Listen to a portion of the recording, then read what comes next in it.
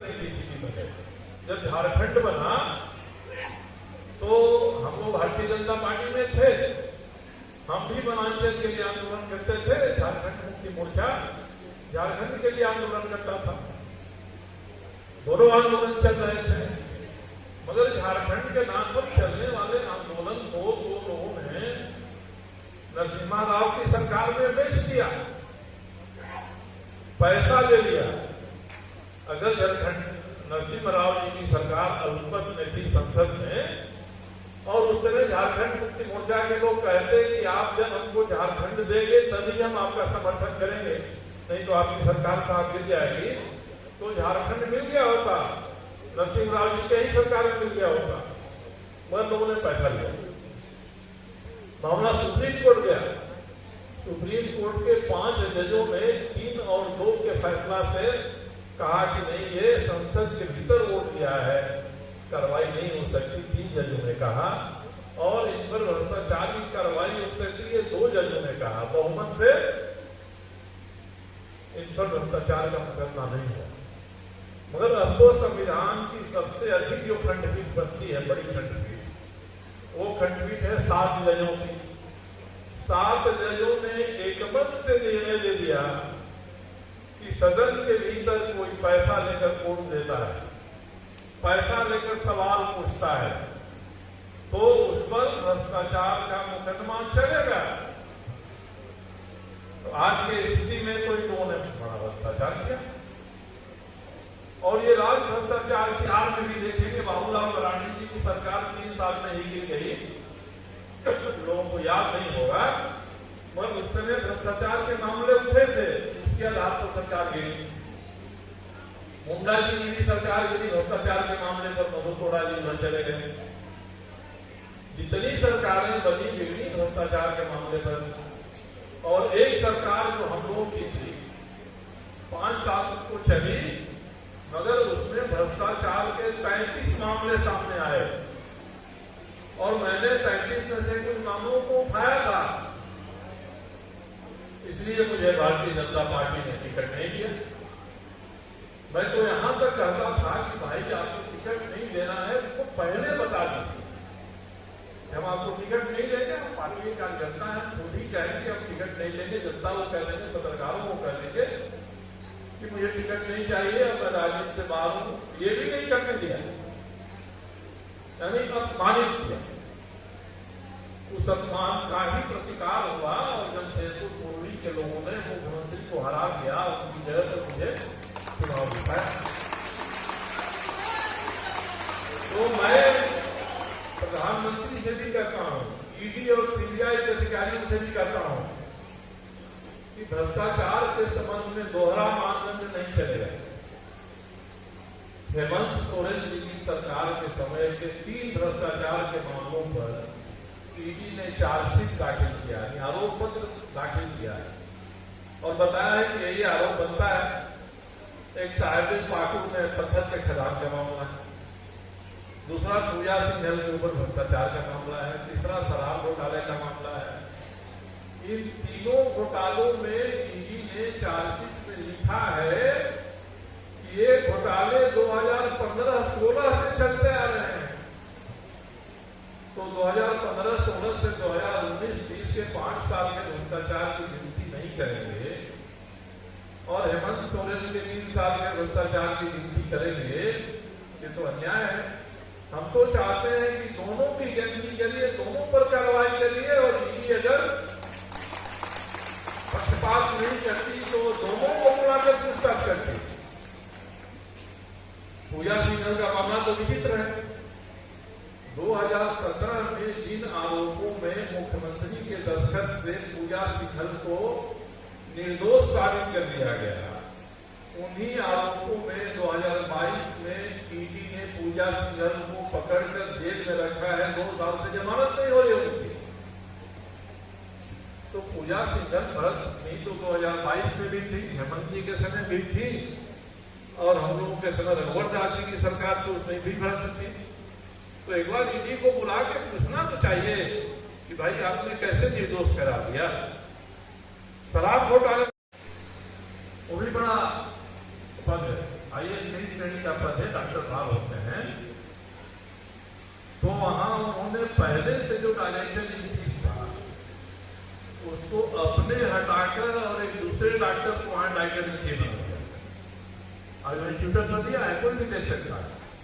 हमने चंपाई शो में वो कहा है कि सरकार कौन चला रहा है आपका?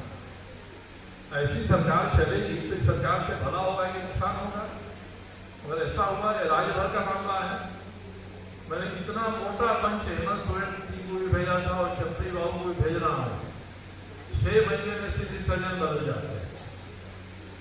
जो दवाई 3 रुपए में मिलती है बाजार में टेंडर से, उसको 7 रुपए 10 रुपए में ऑर्डर करा के खरीदा जा रहा है।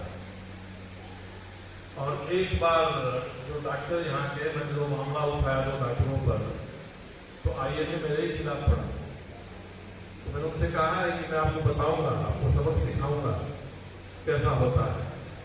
तो सरकार के मंत्री ऐसे हो जाएंगे और आईएएस आईपीएस अफसर को आप भ्रष्टाचार करने के लिए मजबूर करेंगे तो खामियाजा तो हमको आपको भुगतना पड़ेगा। इसीलिए मैं कहता हूं कि सरकार का सबसे बड़ा एक ही काम होता है, हमारे यहाँ से टैक्स वसूलना, और टैक्स वसूल के खजाना में जो पैसा आता है वह जनता की सेवा में खर्च करना। ये कहाँ हो रहा है? टैक्स वसूलने में बेईमानी हो रही है और टैक्स का पैसा खर्च करने में बेईमानी हो रही है। दोनों में भ्रष्टाचार हो रहा है। और लंबा लंबा विज्ञापन रोज 2 पन्ने का 4 पन्ने का निकल रहा है लोगों को भरमाने के लिए।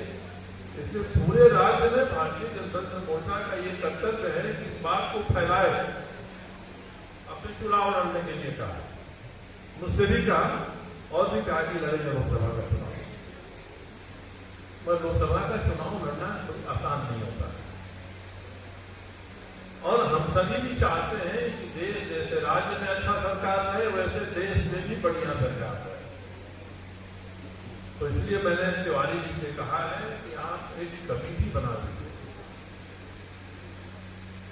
और उस कमेटी को बनाकर आप पब्लिक कर दीजिए कि जो हमारा कार्यकर्ता समर्थक लोकसभा का चुनाव लड़ना चाहता है वो इस समिति से संपर्क करे। वो समिति बैठेगी, उसके यहाँ जाएगी, उसका औकात देखेगी। एक लोकसभा में 6 विधानसभा होता है और तब वो समिति निर्णय करेगी। उन्होंने मुझे नाम कुछ बताया था, आप दे दीजिए तो मैं लोगों को नाम बता देता हूँ। 2 साल कोरोना था, आप सभी जानते हैं, कोई घर से नहीं निकलता। 2 साल मौका मिला काम करने का और हम लोग आपके पास लिखवा के बंटवा देंगे कि 2 साल में हम लोगों ने जितना काम किया वो काम पिछले 25 साल में नहीं हुआ था, उतना काम किया है। आप चले जाइए हमारे क्षेत्र में, हमको लगता है करीब 40 किलोमीटर सड़कें बनी हैं और वो मैं पैसा पीडब्ल्यूडी डिपार्टमेंट से लेकर आया हूँ, सड़क विभाग से, पथ निर्माण विभाग से। वो बनी है। अभी तब भी एक आए थे ठेकेदारी, हमको ठेका मिल गया, लगता है कि चुनाव के पहले उससे ऑर्डर निकल गया। अभी और सड़कें आई, लोकसभा चुनाव के बाद हम और लाएंगे।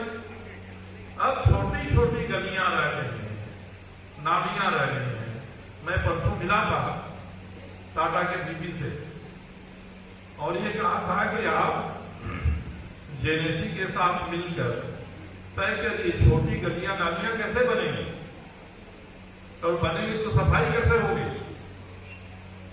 तो हम लोगों के प्रयास से टाटा स्टील जो पहले दूसरो था वो तैयार हो गया है कि जो जमशेदपुर है नोटिफाइड एरिया जितना दूर है उसके हर घर में हम बिजली देंगे, हर घर में पानी देंगे, हर गली की सफाई करेंगे। इसके लिए हम क्या टाटा स्टील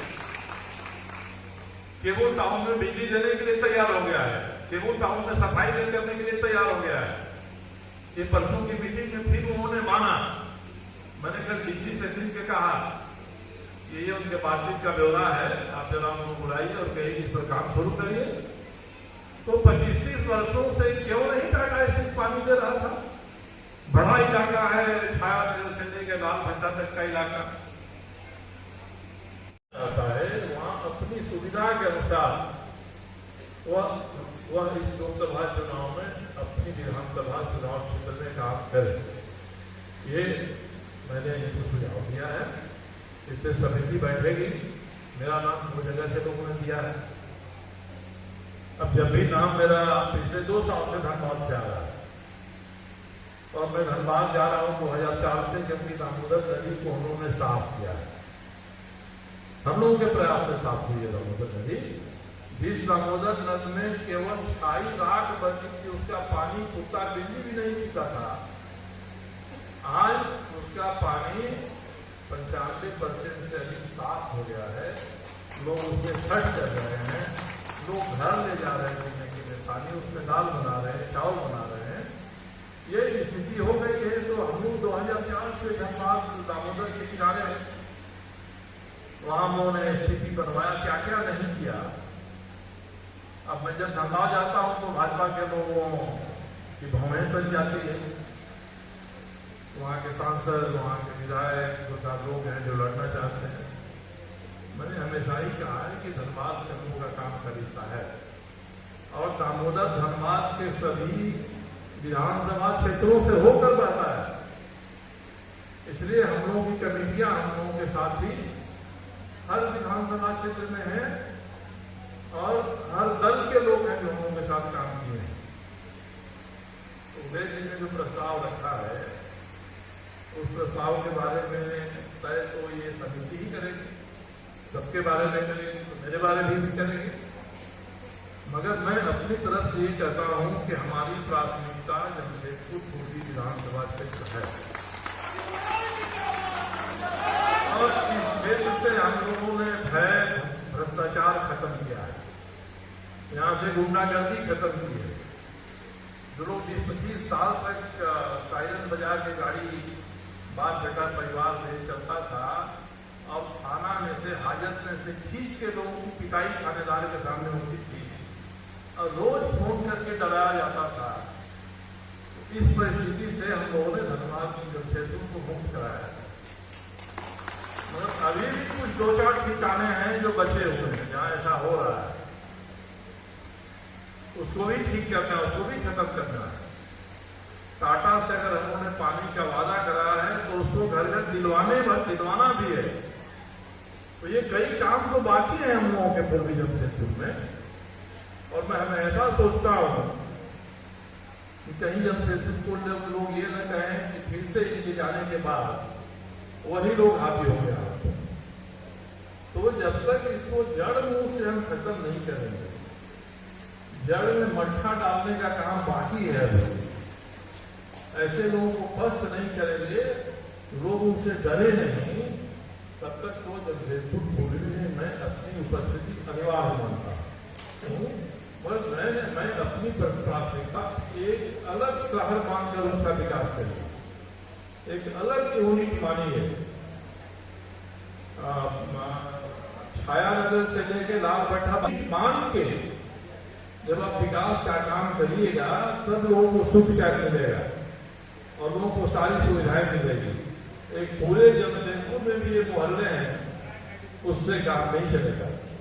सबकी अलग अलग का नीति तय करिए, सबके अलग अलग धन आवंटित करिए। कौन कौन काम बच, गलियां जो पतली गलियां हैं उनकी कच्ची गलियां हैं, तो ऐसी गलियों को भी हम लोगों को ठीक करना है। और मैंने एक प्रस्ताव और रखा है डीसी के सामने कि दोस्तों और जेएनएसी की एक समिति बना दीजिए, 5 आदमी की, 7 आदमी की, और ये हर हफ्ता बैठने और प्रोग्रेस का जायजा ले। हम लोग पूछेंगे क्या किया काम जनता के लिए आपने। अब खाली इनसे ये बोला कि मुझे खर्च करना है, तो आपने जमशेदपुर के इस मोहल्ले में कितना खर्च किया है ये हमारी बात तो नहीं सुनेंगे। मगर डीसी को मैंने कहा कि आप मीटिंग बुलाइए, इनसे हिसाब लीजिए और ये कहिए कि जो पेंडिंग पैसा है सब जमशेदपुर के विकास में खर्च करें। ये काम होना चाहिए। तो इस तरह के कई काम होना अभी बाकी है जो पाइपलाइन में है। परिवार के लिए उससे मांगिएगा, अपने दोस्तों के ठेकेदारी के लिए उससे मांगिएगा तो वही देगा, जनता के लिए वो नहीं देगा। और एक और मैंने प्रस्ताव रखा है यही कहकर अपनी बात समाप्त करूंगा कि जमशेदपुर की भुवनेश्वरी मंदिर के आसपास नेता नगर और टेम्पो के किनारे जो आपका पहाड़ है, जहाँ जंगल है, उसमें से एक क्षेत्र आप तक दीजिए ताकि इस देश के हर जाति के, हर धर्म के, हर प्रदेश से, हर बोली बोलने वाला जो समूह यहाँ है, सबका एक साथ एक लघु भारत का स्मारक को वहां हम खड़ा करें। हर राज्य के महापुरुष हैं, हर राज्य में ऋषि मुनि तपस्वी हुए हैं, हर भाषा के साहित्यकार हुए हैं। तो आज सबको गौरव होना चाहिए कि हमारे राज्य का भी एक स्मारक यहाँ है। ये सभी राज्यों के स्मारक के लिए जगह दीजिए, वो हम लोग इको फ्रेंडली बनाएंगे, पेड़ पौधे नहीं काटेंगे।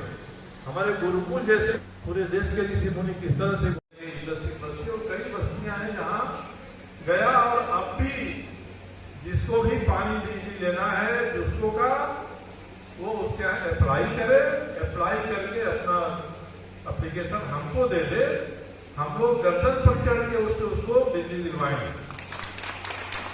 इसके लिए हर महीने एक बार मीटिंग होती है बिजली विभाग के डीएम के साथ, दूसरों के डीएम बैठते हैं, हमको भी बुलाते हैं और होता है कहाँ छूटा है। अभी हम इस पर रोक लगा रहे हैं कि आप साहब पानी बिजली तो दे देते हैं मगर पैसा बहुत ज्यादा चार्ज करते हैं। किसी घर में बिजली लगाना है तो पूरा लंबा तार का पैसा चार्ज कर देंगे। मुहर्दा है, मुहर्दा को कह रहा है टाटा स्टील कि आप अभी तो हमारा मुहर्दा में एग्रीमेंट 60% पैसा टाटा स्टील खर्च करता है, 40% जीआईडीसी खर्च करता है। और जब वो घूमते हैं तब दिखाई पड़ता है कि मुहर्दा बनाने में कितना भ्रष्टाचार हुआ है। अब हम लोगों ने 2 साल में ठीक करा है, तो अब उसको ये कह रहा है कि आप पूरा का पूरा मुहर्दा हमको दे दीजिए, हम ही चलाएंगे, और जैसे हम और टंकियां चला रहे हैं उस तरह से चलाएंगे। पूरा पानी मुहर्दा को भी लेने के लिए तैयार हो गया। तो हमने अब कहा है इतना ही काफी नहीं है, नदी का पानी गंदा हो गया है, कंप्लेन आता है, कीड़े आ रहे हैं, दुर्गंध आ रही है हर जगह से, खास करके मुहर्दा में। आप सीधे चांडी डैम का पानी डिमना में गिराइए, डिमना लेक में, और वहां से पाइपलाइन आया है आपके साक्षी में जो जहां पानी साफ करते हैं वहां लाइए और वही पानी सब जगह दीजिए। मुहर्दा में पानी मत खींचिए, वही पाइप मुहर्दा से जोड़ दीजिए जहां पानी साफ होता है, तलाबागीन बगान से जोड़ दीजिए। और मैंने एक और बात कहा है कि जमशेदपुर को पहलान है, चाहे राहरकोड़ा है, चाहे बलपुरडी है, आलिपुर है, मानपुर है, अब ये सब जमशेदपुर से सट गया है। तो जमशेदपुर पूर्वी में विकास का काम हो और बगल में बीएड स्कूल के बाद वाली कॉलोनियों में विकास का काम नहीं हो, ये तो ठीक नहीं रहेगा। तो मैंने इनसे कहा है कि सभी को एक क्षेत्र मानकर आप बृहद जमशेदपुर बनाइए और सबको सुविधाएं टाटा स्टील की सब लोगों को दिलवाइए। आसपास के सभी शहर हैं, एक दूसरे के रिश्तेदार वहां रहते हैं, रिटायरमेंट होने के बाद वो घर वहां बनाते हैं। इस प्रस्ताव को पढ़ा मंच पर उपस्थित सभी सम्मानित अतिथिगण, हमारे अभिभावक संजू राय जी, माननीय विधायक, मंच के समीप उपस्थित सभी देवतुल्य कार्यकर्ता बंधुगण, मातृशक्ति और मीडिया बंधुओं का सादर अभिनंदन। आज जो यह प्रस्ताव मुझे जिला कमेटी जमशेदपुर महानगर की तरफ इस प्रस्ताव का समर्थन करते हैं, तो इस प्रस्ताव को पढ़ने के बाद खड़े होकर दोनों हाथों से तालियां बजाते इस प्रस्ताव का समर्थन करेंगे। प्रस्ताव है भारतीय जनतंत्र मोर्चा जमशेदपुर कमेटी तथा माननीय विधायक श्री संजू राय के समर्थकों के सुझाव के अनुसार से माननीय विधायक श्री संजू राय को प्रत्याशी घोषित करेंगे। चुनाव लड़ने हमारा सांसद कैसा हो, हमारा सांसद कैसा हो, जमशेदपुर का सांसद कैसा हो, संजू राय जिंदाबाद। धन्यवाद। उपरांत चुनाव लड़ने एवं लड़ने के लिए किसी भी